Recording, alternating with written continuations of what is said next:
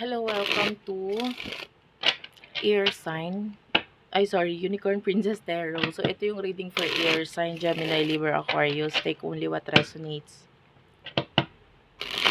Bali, dito magre-resonate sa lahat kasi normal yon. Hindi talaga natin makukuha lahat ng energy ng air sign sa mundo. Pero kung hindi ka makarelate, hindi ka makaresonate, may mga next readings pa naman tayo. For air sign, Gemini, Libra, Aquarius, let's start your reading.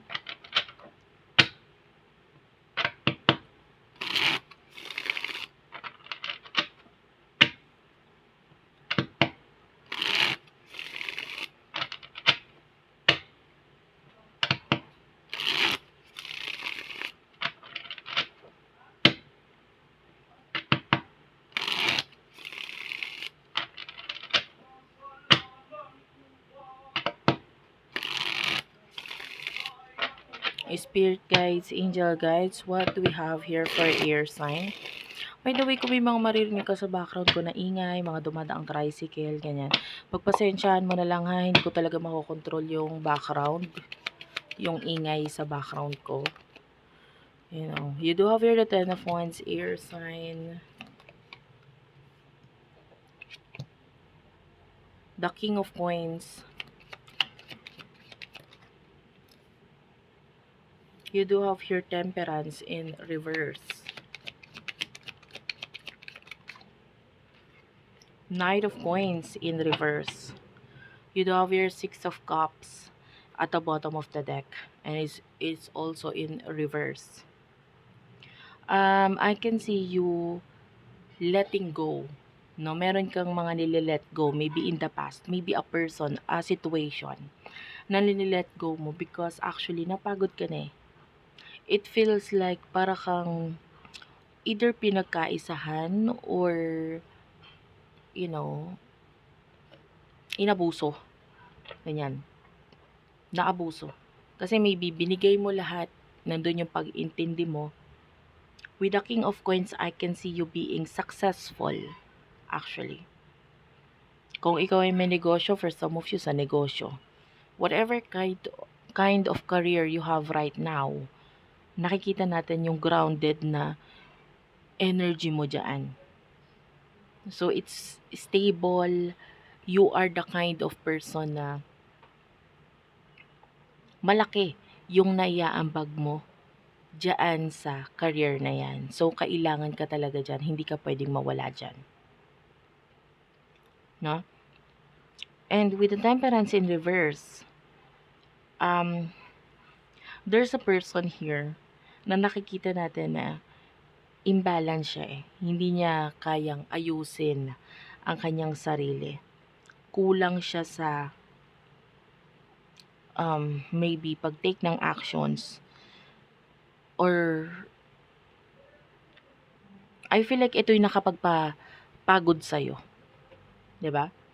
And with the Knight of Coins, hindi siya willing ibigay or i-invest or magbigay dito sa sitwasyon na ito. Like maybe ikaw bigay ka ng bigay pero itong person na ito, hindi niya binibigay yung best niya. Yeah, I can see a lazy energy from this person. May pagkatamad. Ngayon, meron siyang mga biglaang desisyon or action na pwede ngayon nagpapa-apekto sa'yo. Okay? But I can see you being speechless. Wala kang masabi eh. Anong sasabihin mo? Anong gagawin mo? It's like, kung ano yung naging desisyon niya na pamali-mali, wala ka ng choice kundi tanggapin yon. You see, with the Six of Cups in reverse, you're letting go of this past energy. And you are ini-embrace or tinatanggap mo yung mga changes na nangyayari sa'yo ngayon. Okay? And I can see that you are focused sa paggawa ng mga magagawa mo pa. 'Di ba? Kahit wala itong taong ito sa buhay mo. Okay? So, tell me more for air sign, please. For air sign, please. Gemini, Libra, and Aquarius.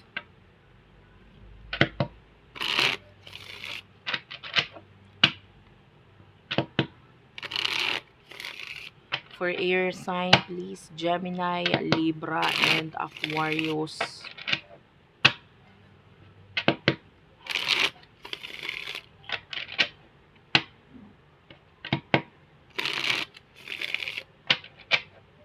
Tell me more for air sign, please. Gemini, Libra, and Aquarius, please.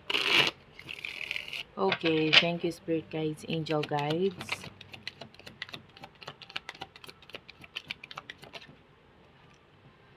Six of Coins is in reverse. King of Swords. Knight of Swords. And the Six of Wands. And at the bottom of the deck, you do have here the Wheel of Fortune. Air sign, I feel like ngayon, um, alam mo masyado kang mabait, you know. Once na magkaroon ka ng relationship with the with the person, katrabaho, empleyado, kaibigan, once na ma-develop mo yung relationship na yan, I feel like may times sa'yo na ang napapagana mo na tuloy sa pagdedesisyon mo ay ang puso mo. Okay, masyado kang mabait. Now, ngayon, I feel like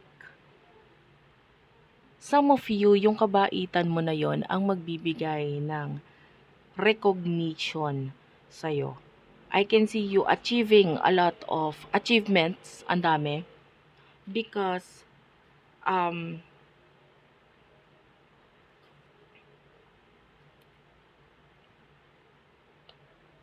I feel like dito sa klase ng pag-uugali mo na ito. Pero maganda ngayon sa'yo kasi nilalagyan mo na ng talino eh. Maybe hindi ka na para magpaabuso.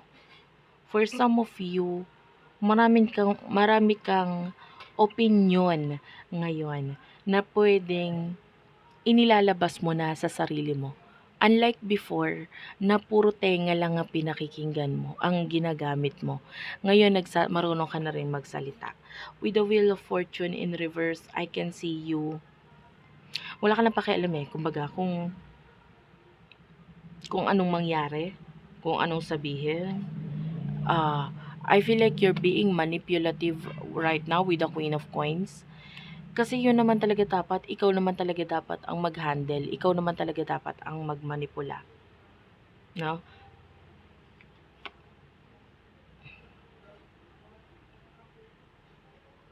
And I feel like this time around, medyo naliliwanagan itong mga tao sa paligid mo kung sino or ano ka ba talaga. No? Nare-recognize nila kung bakit kailangan nilang makinig sa mga opinion mo, sa mga sasabihin mo.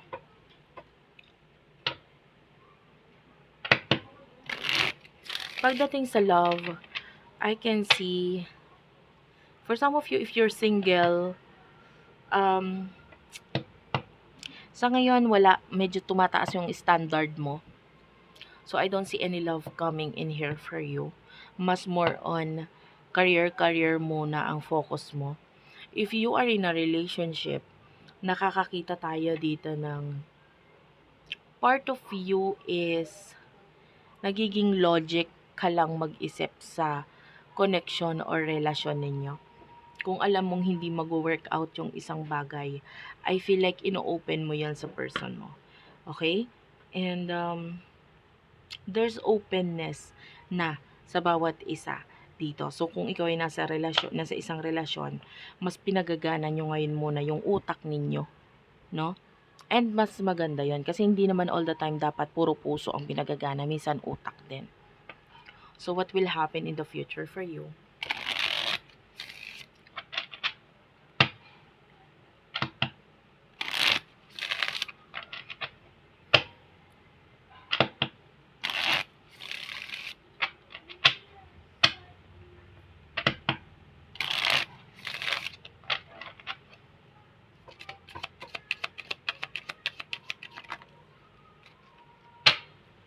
You do have here the King of Cups at the bottom of the deck.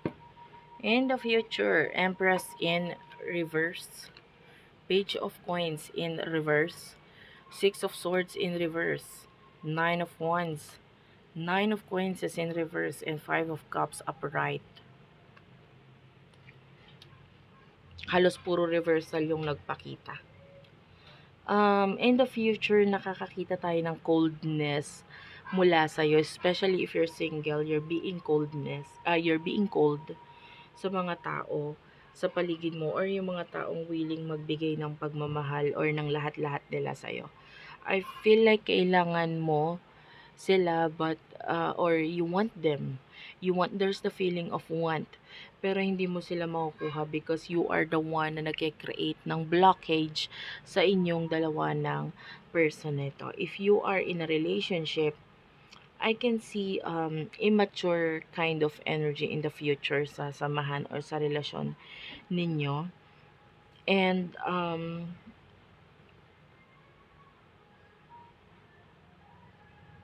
I feel like may mga bagay na hindi ninyo magagawa or hindi niyo mapupuntahan. Maybe there's a place na gusto ninyong puntahan, gusto ninyong gawin, pero hindi magagawa or hindi mangyayari ito. So, ito yung maging dahilan para magkaroon ng pagtatampo. But yun nga, medyo nakukuha natin yung immaturity pagdating sa part na yon. Pagdating sa money, I can see someone here ay masyadong nakafocus sa mga bagay na nawala na sa kanya. So, ang tendency, maybe ito yung mga bagay na ninakaw or nawala sa'yo in the past. So, masyado nakakonsentrate dito. And because of this, hindi ka nakakapag-move forward sa kung ano talaga yung gusto mo or dapat mangyari sa'yo. So, kung ano man yung nawala, actually, the advice for you is tanggapin mo na lang yun. Accept the changes here. And you do have the King of Cups. Yeah, you have to be emotionally mature in the near future. And also at the same time, tanggalin mo yung pagka-toxic or pag-iisip ng mga toxic, especially kung may kinalaman sa family. Yun lang yun. Wala kasi tayo nakikitang pagbabago, and that is not good. That is not good. Kailangan i-welcome mo yung mga changes. And huwag kang masyadong malambot or ano tawag dito, emosyonal. Mabilis masaktan or tanggalin mo yung kaugalian na yon. With the 7 of Wands, I feel like you need to fight. Kahit walang-wala ka na, kahit hirap ka na, kailangan mo pa rin lumaban. Okay? Regarding soulmate connection, yung iba wala tayong nakikitang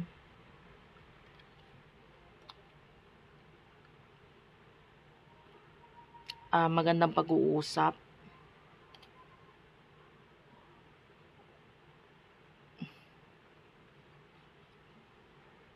Yeah. And I can see your soulmate is not yet ready na mag-take ng chance or mag-take ng risk sa connection na ito. So, thank you for watching. I love you all and bye-bye.